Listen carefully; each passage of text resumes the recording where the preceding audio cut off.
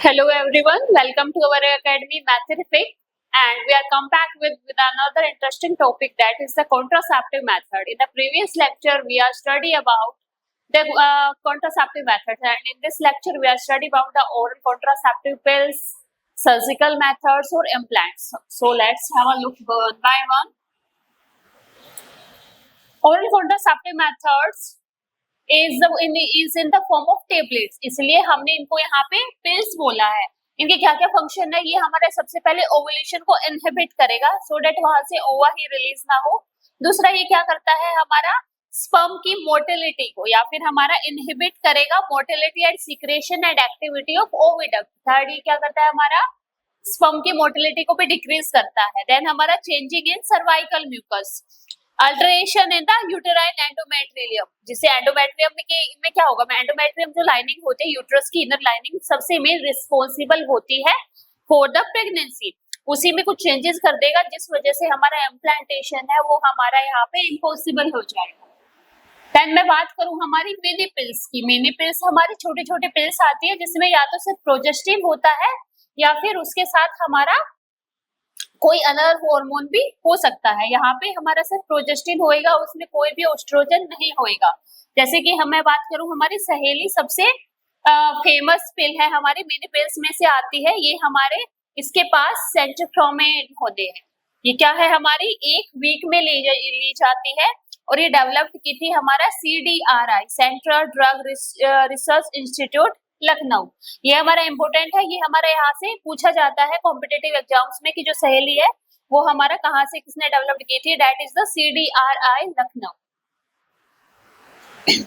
Then मैं बात करूं कि हमारे पास कुछ सिंथेटिक प्रोजेस्टेरोन या फिर उनके कॉम्बिनेशन में प्रोजेस्टेरोन या एस्ट्रोजन के कॉम्बिनेशन में भी होती है, जिसको हमने क्या बोला है यहाँ पे कॉन्ट्रासेप्टिव पिल। इसकी मैं एग्जांपल की बात करूं तो ये हमारे पिल माला डी एंड माला एन इसके एग्जांपल है। ये हमारी डेली बेसिस पे ली जाती है। जैसे हमारी जो सहेली थी वो क्या थी, हमारी वीक में एक बार ली जा रही थी, लेकिन ये हमारी डेली ली जाएंगी। ये क्या करती है, हमारी risk increase the risk of intravascular clotting. Intravascular clotting का रिस्क है यहाँ पे इंक्रीज कर देंगे। और यहाँ पे हमारी मेल पिल्स भी आती है जैसे कि हमारी ग्लोसिफोर। देन है हमारे इंजेक्टेबल कॉन्ट्रासेप्टिव या एंड इम्प्लांट्स। ये क्या होते हैं, हमारे डायरेक्ट इंजेक्शन के थ्रू या फिर इम्प्लांट्स हमारी स्किन में डायरेक्ट इम्प्लांट किए जाते हैं। ये हमारे इनका लॉन्ग लास्टिंग इफेक्ट होता है, धीरे धीरे ये जो हार्मोन है वो रिलीज करते रहते हैं और जो हार्मोन है वो अपना इफेक्ट करते रहेंगे वहां पे। इसमें हमारा प्रोजेस्टेरॉन अलोन या फिर प्रोजेस्टेरॉन के साथ साथ हमारा एस्ट्रोजन है वो भी यूज किया जाता है। फीमेल्स में ये हमारे इंजेक्शंस में या फिर हम एज अ इम्प्लांट भी इसको यूज कर सकते हैं। ये हमारी 72 आवर्स ऑफ कोइटस के अंदर लेनी होती है, मींस हम इसको क्या इमरजेंसी पिल भी बोल सकते हैं। अगर वहां पे हमारा प्रेगनेंसी होने के चांसेस है तो विद इन 72 आवर्स हमें इसको कंज्यूम कर लेना चाहिए। Then use as a emergency contraceptive. Emergency contraceptive क्यों बोला है, क्योंकि अगर वहां पे चांसेस है प्रेगनेंसी होने के देन वो हमारा 72 आवर्स में हमें वो ले लेनी चाहिए सो दैट वहां पे प्रेगनेंसी आगे फर्दर प्रोसीड ना।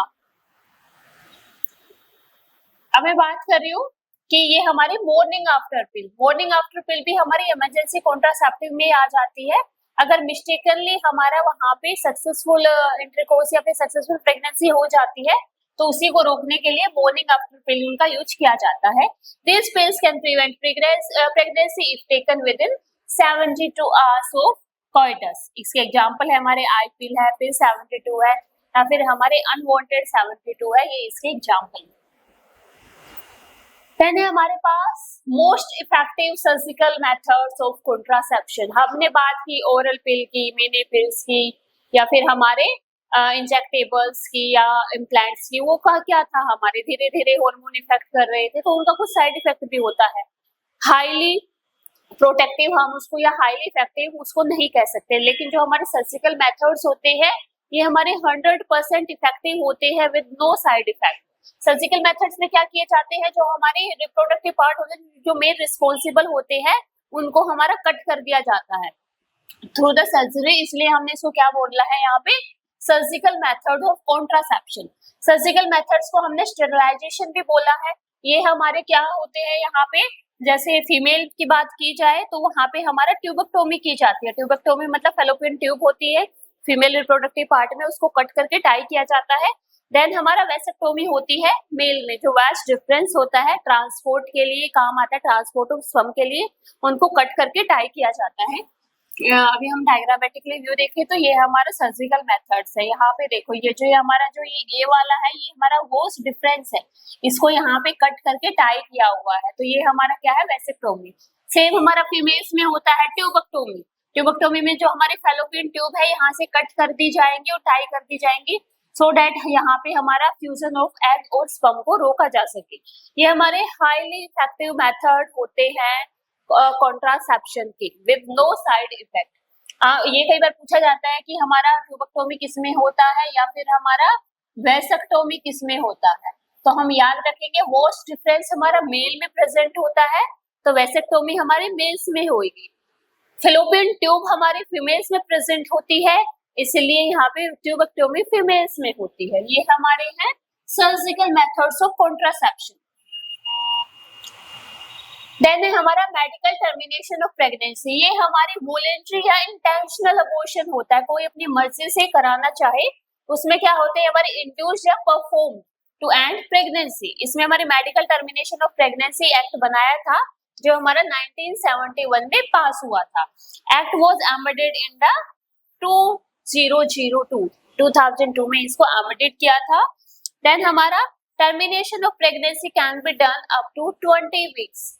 कई बार डॉक्टर से भी ये डॉक्टर भी सलाह देते हैं कि जो हमारी सेफ टर्मिनेशन होता है प्रेगनेंसी का, वो बिफोर 20 वीक्स होता है, क्योंकि इसके बाद दोनों मदर और फीटस दोनों के लिए ही वो हजार्डस होता है।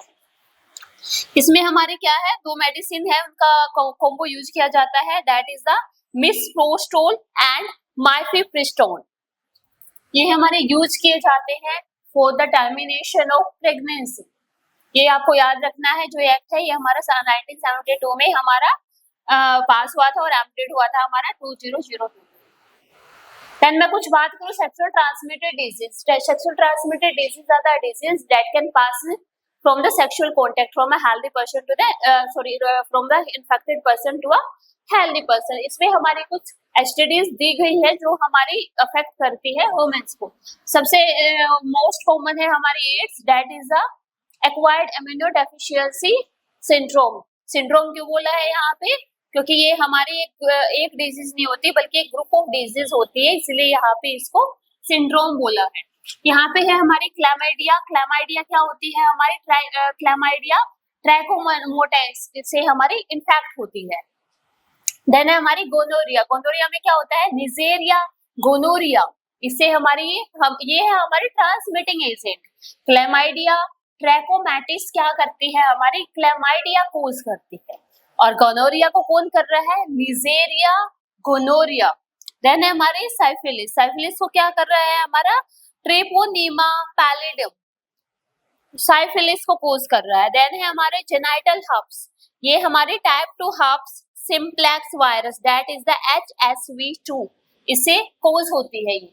देन मैं बात करूं हमारे कैंथ्रोइड, ये हमारी हेमोफिलस ए कोज करता है। देन जेनाइटल वार्ड्स कौन कोज कर रहा है यहाँ पे, ह्यूमन पैपिलोमा वायरस, HPV बोलते हैं इसकी शॉर्ट फॉर्म। देन एड्स क्या है हमारा, ह्यूमन इम्यूनोडेफिशिएंसी वायरस, या फिर हमारा ये HIV की कोज करता है। HIV में भी मैं बात करूं तो कौन सा हमारा HIV2 है, वो मोस्ट कॉमन रहता है, और ये बिलोंग करता है हमारी रेट्रोवायरस की क्लास से। रेट्रोवायरस क्यों बोला है, क्योंकि it contain RNA as a genetic material, that's why we called it the retrovirus.